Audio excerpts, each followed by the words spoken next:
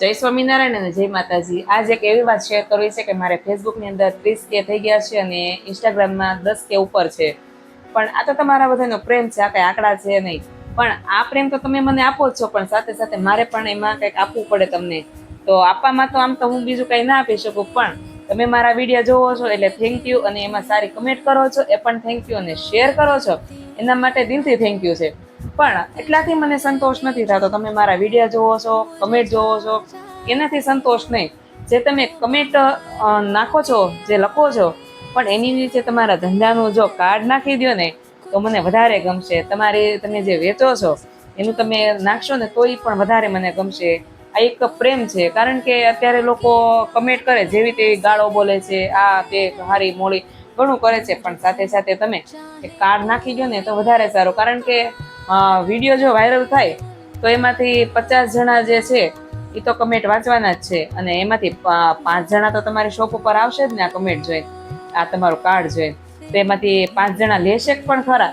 ને જો તમે સારી સર્વિસ સાથે અને સારી ક્વોલિટી સાથે, સારી ગુણવત્તા સાથે જો તમે તમારું પ્રોડક્ટ છે જે પણ વેચાણ કરો છો એ આપશો તો એ પણ 5 જણાને શેર કરશે।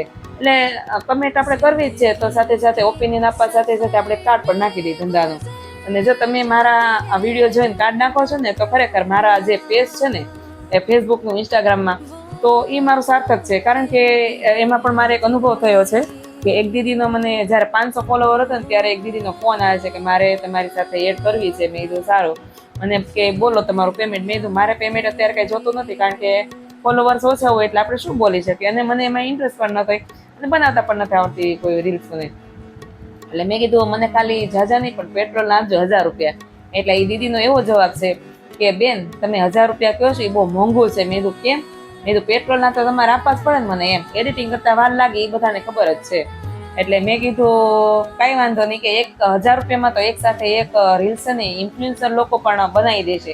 તો મેં કીધું તમે મારો કોન્ટેક્ટ નહોતો કરવાનો, તમારે એ લોકોનો કોન્ટેક્ટ કરાય, બાકી આપણને એમાં ઇન્ટરેસ્ટ નથી। પણ તેનું મેં નક્કી કર્યું છે કે જ્યારે મારા ફોલોવર્સ વધશે ને ત્યારે હું મારા ફોલોવર્સને તો શું ગમે એ લોકો હશે એને એટલું કહીશ કે મારા કમેન્ટ સેક્શનમાં તમે તમારો ધંધાનું કાર્ડ નાખો। ખાલી કાર્ડ નાખો એટલે વિડીયો જો વાયરલ થયો એમાંથી તમારે 10% ફેર પડશે ને પડશે, આ મારો વિશ્વાસ છે।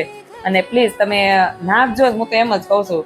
અને જે લોકો ગામડેથી વિડીયો જોવે છે અને ખેડૂતની જે મમ્મીઓ છે, જે બા છે, એ ખરેખર કસ્ટમર ગોતતા હોય જ્યારે પાક પાકેલો હોય ને ત્યારે મગ છે, અડદ છે, આવા બધા કઠોળ પાક્યા હોય એ થોડા વધે એને વેચવા માટે।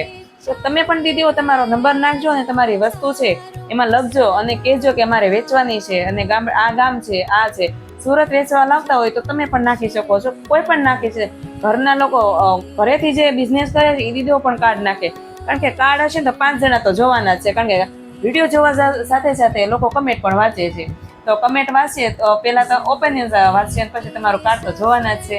તો પ્લીઝ આ એક મારા તરફથી સેવા અને થેન્ક યુ સમજો। જો તમે કાર્ડ નાખશો ને તમારા ધંધામાં જો ગ્રોથ થતો હોય ને તો આ કાર્ડ વિશે તમારે શું કહેવું ને જરા કહી દેજો ને। હા, બીજી વાત કે આજથી હું મારા ડીઆર ઢોસાનું, એટલે કે મારા રેસ્ટોરન્ટનું કાર્ડ પણ હું નાખવાની છું, કારણ કે મને પણ એમ છે કે મારું રેસ્ટોરન્ટ હવે ગ્રો કરે, થોડુંક આગળ જાય।